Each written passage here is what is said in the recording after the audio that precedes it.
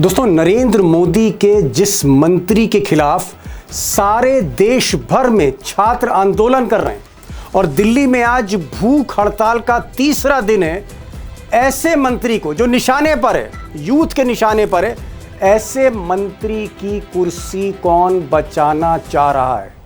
आखिर कौन कह रहा है कि शिक्षा मंत्री धर्मेंद्र प्रधान का इस्तीफा मत लो, मंत्रालय बदल दो, यानी कुर्सी से ना हटाओ, तबादला कर दो? अब जो बड़ा सवाल है वो ये है कि क्या आरएसएस के कुछ ताकतवर नेता धर्मेंद्र प्रधान को बचाना चाहते हैं, प्रेशर डाल रहे हैं, या फिर बीजेपी की एक लॉबी जिसमें गृह मंत्री अमित शाह हैं, वो चाहते हैं कि इस्तीफा ना मांगा जाए मिस्टर प्रधान से? और दूसरी तरफ जिस आदमी को फैसला लेना है, जिस आदमी को डिसाइड करना है कि धर्मेंद्र प्रधान को मंत्रिमंडल से अपने हटाएं या ना हटाएं, यानी मिस्टर नरेंद्र मोदी, वो तो पिछले 3 दिन से सेशल्स में थे। और सेशल्स में क्या कर रहे थे आपने चित्रों में देखा ही है, नरेंद्र मोदी क्या कर रहे थे। बहरहाल नरेंद्र मोदी कल लौटे हैं, आज उन्होंने एक मीटिंग भी की है, अमित शाह से भी कंसल्टेशन किया है और कुछ लोगों से कंसल्टेशन किए हैं, अधिकारियों से भी किए हैं प्राइम मिनिस्टर ऑफिस में। देखते हैं मिस्टर मोदी क्या प्रधान की बलि चढ़ाते हैं या कुर्सी बचाते हैं या तबादला कर देते हैं। इधर प्रधानमंत्री के घर से कुछ दूरी पर, 2 किलोमीटर की दूरी पर, दिल्ली के जंतर मंतर पर आज भूख हड़ताल का तीसरा दिन था और ऐसी खबरें वहां से आ रही हैं कि भूख हड़ताल पर बैठे सोशल एक्टिविस्ट सोनम वांगचुक, सिर्फ पानी पीना है, तीसरा दिन है, प्रचंड गर्मी है, उमस है, ऐसे में डॉक्टर्स ने जब उनको जो है चेक किया तो शुगर लेवल डाउन था और छात्र थोड़े उग्र हुए, लेकिन भूख हड़ताल में ऐसा चलता रहता है। दूसरी तरफ एक और राजनीति हो रही है छात्रों के साथ, युवाओं के साथ, जेनजी के साथ, बच्चों के साथ, कि अमित शाह की जो पुलिस है उस पर आरोप लग रहे हैं कि जो किसान नेता, यानी जो किसान नौजवानों के साथ जुड़ना चाहते हैं, उन किसानों को उनके घरों पर रोका जा रहा है, चाहे वो पंजाब से आ रहे हों या पश्चिम उत्तर प्रदेश से आ रहे हों। और ऐसी खबरें भी आ रही हैं कि कई किसान नेताओं को हाउस अरेस्ट कर लिया गया है। ये छात्र बोल रहे हैं। पिछले कई दिन पहले जब हमने 28 तारीख का बड़ा कॉल दिया था कि सभी किसान संगठन, खाप पंचायतें और छात्र संगठन सब यहाँ बड़ी संख्या में आ रहे हैं, तब से हमें लगातार सूचनाएं मिल रही हैं कि उन किसान नेताओं, छात्र नेताओं, बड़े संगठन जितने भी जो यहाँ आ रहे थे, उनके घरों पे पुलिस भेज के उनको हाउस अरेस्ट किया जा रहा है और कईयों के तो वीडियो और फोटो भी हमने डाले हैं। तो अगर कुल मिलाकर दोस्तों आप बड़ी तस्वीर देखें तो एक तरफ कॉकरोच जनता पार्टी, उसमें भी तमाम छात्र हैं जंतर मंतर पर जहां भूख हड़ताल चल रही है, उधर देश भर में कई विपक्षी पार्टियों, खासकर कांग्रेस की यूथ कांग्रेस और उनके नेशनल स्टूडेंट यूनियन, ये जो संगठन हैं देश के बड़े बड़े शहरों में आंदोलन कर रहे हैं और कहीं पर तो बहुत ही ज़बरदस्त आंदोलन सड़कों पर हो रहे हैं जहां पुलिस और छात्रों की रोज़ मुठभेड़ हो रही है। तो एक तरफ आंदोलन है पूरे देश भर में इस्तीफा मांगने के लिए धर्मेंद्र प्रधान का, और दूसरी तरफ दिल्ली दरबार में धर्मेंद्र प्रधान को बचाने का खेल चल रहा है। सवाल इस बात का है कि आखिर वो कौन लोग हैं जो प्रधान की कुर्सी बचाना चाहते हैं। अब इस सवाल पर आने से पहले एक चीज़ क्लियर करना चाहता हूँ, धर्मेंद्र प्रधान बीजेपी में इम्पोर्टेड नेता नहीं है, इम्पोर्ट नहीं किए गए। मतलब वो हेमंत बिस्व शर्मा की तरह कांग्रेसी नहीं है, शुवेंदु अधिकारी की तरह टीएमसी वाले नहीं हैं, या फिर सम्राट चौधरी की तरह सोशलिस्ट नहीं है। धर्मेंद्र प्रधान दरअसल आरएसएस की उपज हैं, अखिल भारतीय विद्यार्थी परिषद में थे, एबीवीपी में थे, उसके बाद युवा मोर्चा के वो राष्ट्रीय अध्यक्ष थे, भाजपा युवा मोर्चा के। सन 2000 में विधायक बन गए थे। नरेंद्र मोदी जैसा एक्सपीरियंस, हालांकि उम्र बहुत कम है। और ये जो आरएसएस के लिंक्स हैं मिस्टर प्रधान के और आरएसएस के, उसमें एक साहब हैं जो आज की तारीख में बहुत पावरफुल हैं, मोहन भागवत से कम पावरफुल नहीं है। नंबर 2 हैं दत्तात्रेय होसबोले, जनरल सेक्रेटरी हैं, मोहन भागवत के बाद हैं, लेकिन प्राइम मिनिस्टर से अच्छा रैपो है। प्रधानमंत्री अक्सर दत्तात्रेय होसबोले से मिलते हैं, सार्वजनिक मंचों पर भी देखे गए। और ये जो दत्तात्रेय होसबोले हैं, इनके शिष्य हैं धर्मेंद्र प्रधान। तो कहानी तो अब आपको धीरे धीरे समझ में आ ही रही होगी। तो धर्मेंद्र प्रधान के पीछे ना सिर्फ आरएसएस के ताकतवर नेता हैं, बल्कि बीजेपी में भी उनकी ज़बरदस्त पैठ है। और ऐसा कहा जाता है कि अमित शाह के चेले हैं, भूपेंद्र यादव उनके मित्र हैं, और भी उनके ग्रुप में कई पावरफुल लॉबी है। प्रधानमंत्री का भी आशीर्वाद, इसीलिए कुर्सी बची हुई है। और वैसे भी धर्मेंद्र प्रधान शिक्षा मंत्री नहीं है, वो सिर्फ कहने को शिक्षा मंत्री, दरअसल वो चुनावी मंत्री हैं। जहां भी चुनाव लड़ा जाता है, चाहे वो हरियाणा में हो, दिल्ली में हो, महाराष्ट्र में हो, बिहार में हो, बंगाल में हो, चाणक्य के जो मिनी चाणक्य हैं, अमित शाह के जो अमित शाह हैं, वो धर्मेंद्र प्रधान है। धर्मेंद्र प्रधान है। शिक्षा से मतलब नहीं है, चुनाव मशीन के एक बड़े हिस्सा हैं। चुनाव जिताने ही इनका मेन काम है। अब अमित शाह तो इतने क्लोज हैं कि ऐसा कहा जा रहा है कि इस आंदोलन को किस तरह से कम किया जाए, किस तरह से काट छांट की जाए। यहाँ तक कि जो किसान आना चाहते हैं जंतर मंतर, दिल्ली आना चाहते हैं, उनको भी पुलिस रोक रही कि नौजवान और किसान कहीं एक ना हो जाए, वरना मामला तूल पकड़ लेगा। इसी तरह से कांग्रेस के युवा नेता हैं जिन पर वाटर कैनन चल रही है, बैरिकेड्स लगाए जा रहे हैं, लाठी चलाई जा रही, उनको परमिशन नहीं दी जा रही, उसके पीछे भी यही खेल है कि इस आंदोलन को जल्द से जल्द खत्म करो, कंटेन करो। अब आरएसएस और बीजेपी की जो लॉबी है, इसके कुछ सुझाव हैं धर्मेंद्र प्रधान की कुर्सी बचाने को लेकर। नंबर 1 ये है कि धर्मेंद्र प्रधान को शिक्षा मंत्रालय से हटा दिया जाए। 2021 से 2021, जी हाँ, 2021 से धर्मेंद्र प्रधान शिक्षा मंत्री देश के हैं।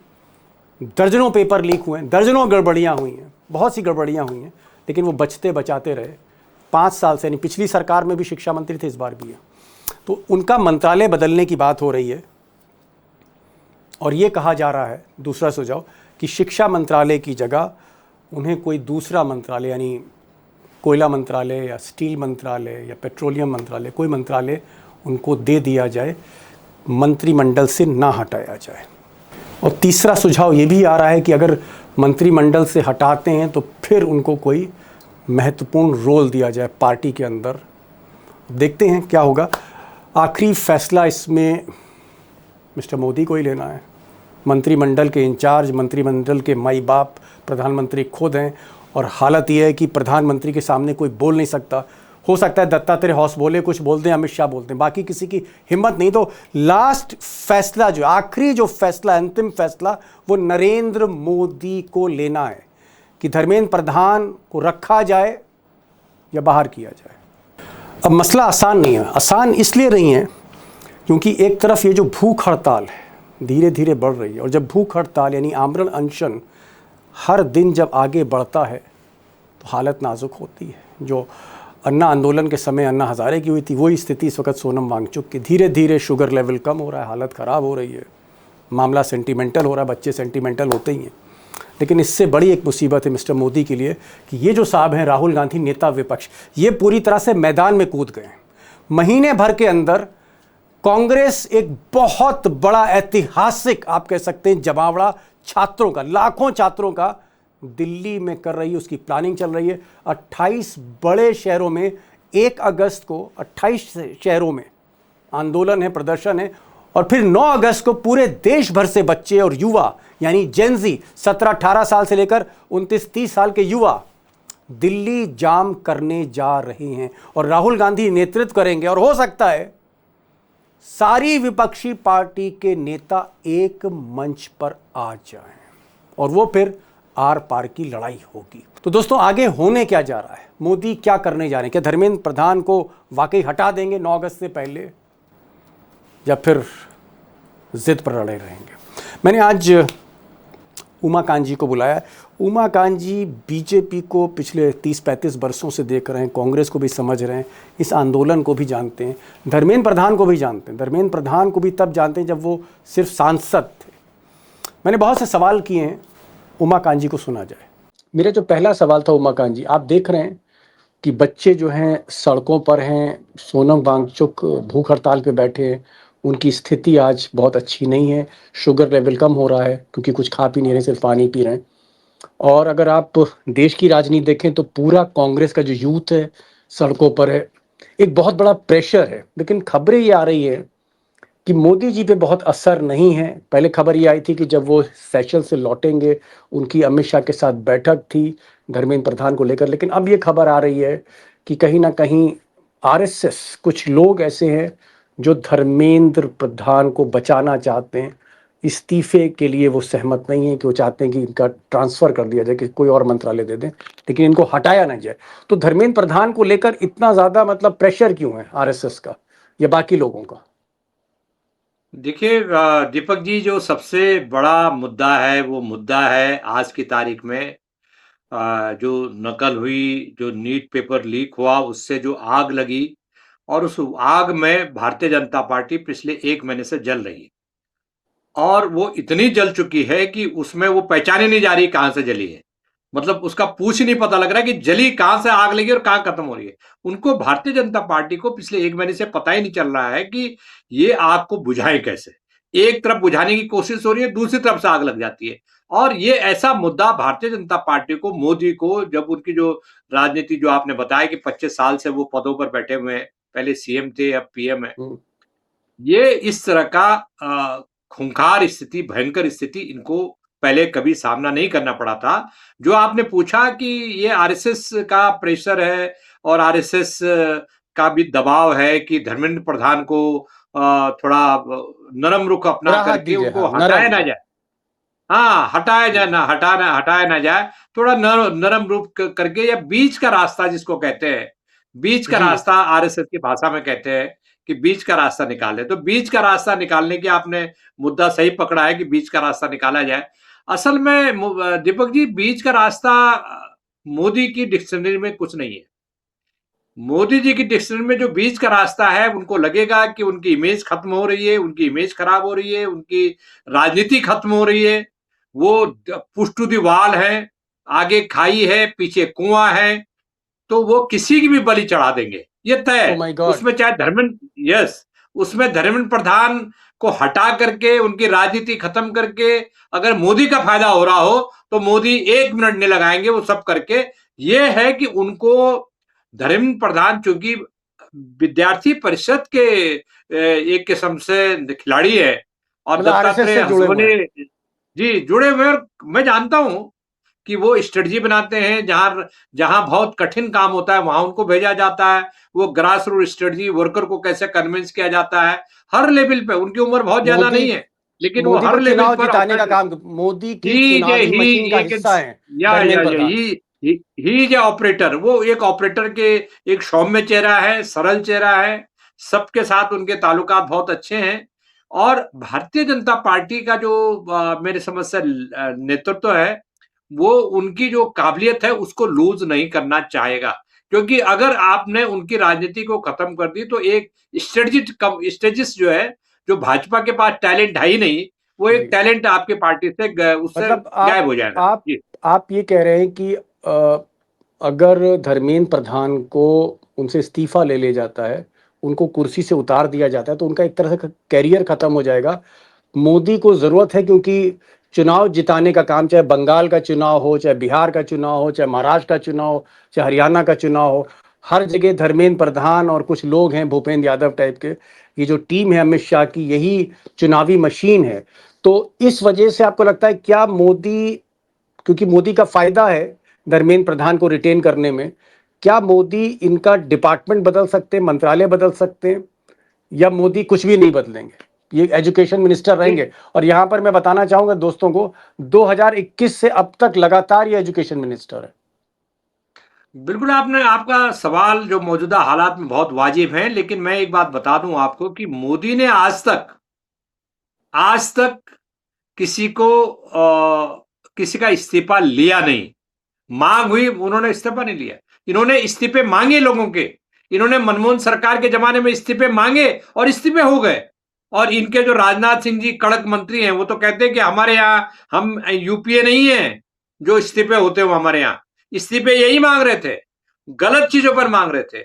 और आप कहते हैं कि हमारे यहाँ इस्तीफे नहीं होते हैं। इस्तीफे तो राजनाथ सिंह जी का भी होना चाहिए, जो जिस तरह के गलत बयानी कर रहे हैं वो। लेकिन मैं, चूंकि मुद्दे पर की बात हमें कर रहे हैं, कि मैं दोबारा इस बात को कह रहा हूं कि प्रधानमंत्री मोदी लास्ट मिनट में करेंगे, वो जो भी एक्शन प्लान करेंगे, अभी वो कुछ नहीं करने की स्थिति में है। और जिस तरह से उनको ये एक से एक बड़ी चीजों को वो डाइवर्ट कर देते हैं। उन्होंने गुजरात दंगों का पूरा रैला डाइवर्ट कर दिया, पूरी कहानी डाइवर्ट कर दी एक, और उस कहानी से वो हिंदू हृदय सम्राट बन करके वो देश के प्रधानमंत्री हो गए।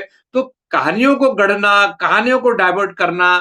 और आरएसएस की जो आपने बात की, अब आरएसएस क्या हो गया, जो मुझे लग रहा है कि आरएसएस ने जो अयोध्या में किया, जो राम जन्मभूमि की जो डकैतियां पड़ी है, उसमें तो सारा आरएसएस इन्वॉल्व है। तो आरएसएस, हम क्या कहें, आरएसएस मोदी को ही राजनीति खत्म कर रहा है, और या मोदी आरएसएस की राजनीति खत्म कर रहा है। इसके लिए आने वाले दिनों का इंतजार करना पड़ेगा, एक दो चीज चार दिन और देखने पड़ेंगे। जी ठीक है, ये बात सही है कि आरएसएस का प्रेशर है, और दत्तात्रेय हॉसबोले जो नंबर 2 हैं वो एक तरह से चेले हैं धर्मेंद्र प्रधान, उनके उनके शिष्य हैं, तो बस शिष्य को बचाएंगे।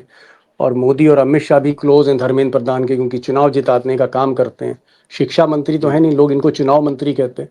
मुझे एक चीज़ बताइए, ठीक है मोदी हटाएं ना हटाएं मोदी का प्रेरोगेटिव है, उनका फैसला। एक और सवाल है, अभी तो हम देख रहे हैं जंतर मंतर पर कॉकरोच पार्टी का आंदोलन है, भूख हड़ताल पर लोग बैठे हुए हैं, लेकिन इससे कहीं ज्यादा बड़ी तैयारी राहुल गांधी करने जा रहे हैं, जिसमें देश भर के 28 शहरों में पहले प्रदर्शन होंगे, जेनजी के प्रदर्शन होंगे, यानी 16-17 साल से लेकर जो 28-29 साल के बच्चे हैं, युवा हैं, वो आंदोलन करेंगे। और फिर 9 अगस्त को फाइनली दिल्ली में एक बड़ी भीड़, बहुत बड़ी रैली, जिसको कहा जा रहा है कि शायद वो 5-7 साल में सबसे बड़ी रैली हो, लाखों बच्चे आएंगे देश से, ये एक प्लानिंग चल रही है। और इसीलिए महीने भर का, 1.5 महीने का समय भी मांगा कांग्रेस के संगठन ने।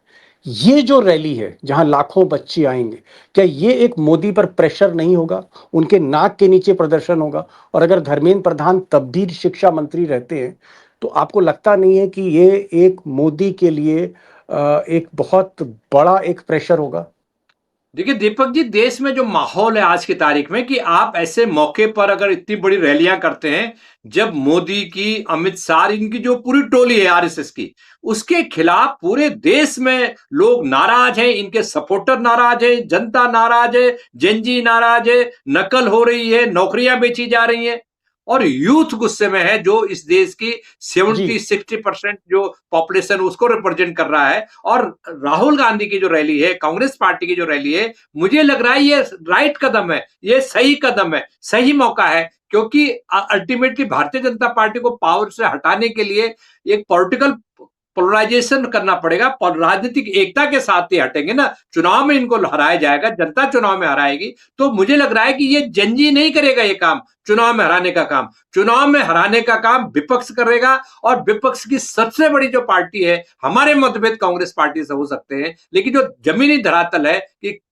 राहुल गांधी ने उन तमाम सवालों पर देश का ध्यान आकर्षित कर दिया है, जनजी का ध्यान आकर्षित कर दिया है। और ये ताजुब नहीं होगा कि जो जंतर मंतर पे जो लोग हों, इनमें से अधिकांश लोग राहुल गांधी को ज्वाइन करें, राहुल ठीक है, गांधी के साथ आए। जी तो क्या आपको लगता है कि 9 अगस्त से पहले, क्योंकि इतना इतना बड़ा प्रेशर, इतनी बड़ी रैली, सारा फोकस धर्मेंद्र प्रधान शिक्षा मंत्री पर, तो क्या ऐसा हो सकता है कि मोदी जी हटा दें 9 अगस्त से पहले, या आपको लगता है नहीं हटाएंगे, जिद्दी है मोदी जी? देखिए देखिए अब देश में जो गुस्सा है पब्लिक का, जो अशांति है, इवन भारतीय जनता पार्टी के अंदर तूफान मचा हुआ है। मेरी मेरी पिछले 6 दिन में 4-6 बीजेपी के अंदर के लोगों से बातचीत हुई, उन्होंने कहा साहब हम मुंह दिखाने के काबिल नहीं है। तो जब ऐसी दशा में वो जो लोग हैं, भारतीय जनता पार्टी का जो कैडर है, वो कह रहा है हम मुंह दिखाने के काबिल नहीं है, जो ये जो चंदा चोरी हुई है, ये तो नमक छिड़क गया है, और जो पहले जो प्रॉब्लम चल रही थी। तो मुझे जी लग रहा है कि आने वाले वक्त में मोदी अफोर्ड नहीं कर पाएंगे 9 तारीख इंतजार, 9 अगस्त का इंतजार नहीं कर पाएंगे ये, पहले क्योंकि जो हटा सकते गुस्सा हैं। है पब्लिक का, ये पब्लिक का गुस्सा सारी सीमाओं को तोड़ चुका है। इसलिए ये 9 तारीख का अगर इन्होंने समय लिया कि 9 तारीख की रैली देखेंगे, उसका गुस्सा देखेंगे, फिर हटाएंगे, फिर छाटेंगे, फिर काटेंगे, वो नहीं चलेगा। और इसलिए भी कि देखिए पार्लियामेंट का सेशन होने वाला है 9 तारीख से पहले, तो तमाशा सेशन में होने वाला है। अभी जी जो सेशन होने वाला है 30 पार्लियामेंट का। जुलाई के आखिर में, तो वो उसमें इस सरकार की डिफेस हो जाएगी, सरकार मुंह दिखाने के काबिल नहीं है। ये सदन कैसे चलाने की हिम्मत करेगी? ये कहाँ ये इन्होंने बचा है? कुछ बचा रखा है मुंह दिखाने के लिए क्या? जी। एक छोटा सा सवाल था, क्योंकि आप बीजेपी को काफी बरसों से देख रहे हैं और नरेंद्र मोदी को आप तब से जानते हैं जब वो जनरल सेक्रेटरी हुआ करते थे, मुख्यमंत्री भी नहीं बने थे। क्या नरेंद्र मोदी, अगर मान लीजिए आरएसएस के नंबर 2 नेता दत्तात्रेय होसबोले अगर ये मोदी से कहते हैं कि भाई धर्मेंद्र प्रधान को सेव करिए, थोड़ी सी इनको नरमी बरतिए, अमित शाह के बहुत खास हैं धर्मेंद्र प्रधान, अमित शाह भी पैरवी करते हैं, तो मान लीजिए अगर अमित शाह पैरवी कर रहे हैं, आरएसएस से दत्तात्रेय पैरवी कर रहे हैं, तो भी क्या मोदी अपना ही फैसला लेंगे, किसी की राय सलाह नहीं लेंगे? अगर उनको रखना है तो डंके की चोट पर रखेंगे, और अगर निकालना है तो दूध की मक्खी तरह फेंक भी सकते हैं धर्मेंद्र प्रधान को। देखिए, सूचनाओं का मोदी के पास सूचनाओं का बहुत बेहतरीन जो नेटवर्क है, हमसे और आपसे बहुत बेहतरीन नेटवर्क है उनके पास। और उनको लगेगा कि उनकी सरकार संकट में है, वो किसी को भी निकाल लेंगे, वो अमित शाह को निकाल देंगे। ओ माय वो गॉड! किसी भी मंत्री को, जो टॉप 10 मिनिस्टर हैं, उनको लगेगा कि ये टॉप 10 मंत्री को हटा करके, इंक्लूडिंग धर्मेंद्र प्रधान से उनकी इमेज के 4 चांद लगने वाले, वो सब हटा देंगे। और आरएसएस की बात है, आरएसएस को तो कहीं का नहीं छोड़ा ना। आरएसएस मुंह दिखाने के काबिल है आज की तारीख में। जितने राम चंदा मंदिर के चोरी बाद में आरएसएस, मोहन भागवत के चेले चपाटे जो चंदा चोरी में पकड़े गए हैं, इनके सिफारिश पे रखे हुए जो लोग हैं, वो सारे चंदा चोर हैं, ठीक। चढ़ावा चोरी कर रहे हैं, सोना चोरी कर रहे हैं, और चांदी चोरी कर रहे हैं। ये किसी काबिल है मुंह दिखाने के काबिल? तो मुझे नहीं लगता कि मोदी की नजर में आरएसएस की कोई वैल्यू है। हम लोग पत्रकार हैं, और हम लोग पत्रकार होने के नाते ये एक मिथक प्रयास गढ़ लगाते लेते हैं। हैं कि आरएसएस का प्रेशर है। ये आरएसएस का कोई प्रेशर नहीं है। आरएसएस का प्रेशर मोदी कभी नहीं मानते हैं। आरएसएस को उन्होंने भारतीय जनता पार्टी की ब्रांच बना दिया है। पहले कहते थे आरएसएस की ब्रांच बीजेपी। मोदी ने ऐसा कर दिया है कि आरएसएस भारतीय जनता पार्टी की पिछलगू बन गई है। किसी की ठीक। हिम्मत है आज की तारीख में कि मोदी से सवाल पूछे? किसी की हिम्मत है ठीक। कैबिनेट में सवाल पूछे? किसी की हिम्मत है पार्टी में सवाल पूछे? किसी की हिम्मत है पत्र लिखे? एक बड़ी बात जो निकल कर आ रही है, और उमाकांत जी खुद कम से कम 38-40 वर्षों से देश की संसद को कवर कर रहे हैं, राजनीति को कवर कर रहे हैं। इनका ये मानना है कि अगर 9 अगस्त तक ये जो पूरी एक बहुत जबरदस्त रैली जेनजी की होने जा रही, युवाओं की, जिसका नेतृत्व राहुल गांधी कर रहे हैं, अगर प्रेशर क्रिएट होता है और ये संकट मोदी पर की सरकार पर दिखता है, तो एक झटके में मोदी धर्मेंद्र प्रधान को हटा सकते हैं। लेकिन अगर उनको संकट नहीं दिखता है, तो फिर हो सकता है कि धर्मेंद्र प्रधान भले ही शिक्षा मंत्री ना रहें, कोयला मंत्री बन जाएं या पेट्रोलियम मंत्री बन जाएं या कोई और मंत्री बन जाएं, फिर वो उनकी कैबिनेट में रहेंगे। यानी कुल मिलाकर मोदी को डिसाइड करना है, वो असेस करेंगे कि धर्मेंद्र प्रधान से डैमेज है, कितना डैमेज है, या डैमेज कम है। तो फाइनल कॉल नरेंद्र मोदी लेंगे। अमित शाह भी अगर उनको कहते हैं, या दत्ता होसबोले भी कहते हैं, या मोहन भागवत भी फोन करते हैं, या सारी कैबिनेट भी अगर मोदी से कहती है कि नहीं, धर्मेंद्र प्रधान को थोड़ा सा आप सेव करिए, नरमी बरतिए, तो मोदी नहीं मानने वाले। वन मैन शो है पूरी तरह से, ये एक डिक्टेटर की तरह राज कर रहे हैं। वही तय करेंगे कि हटाना है कि नहीं हटाना है। लेकिन देखते हैं, 9 अगस्त से पहला फैसला लेते हैं, 9 के बाद। बहुत बहुत शुक्रिया उमाकांत जी, आप आए इस प्रोग्राम में। Thank you so much coming and joining this program on such a short notice. Thank you so much.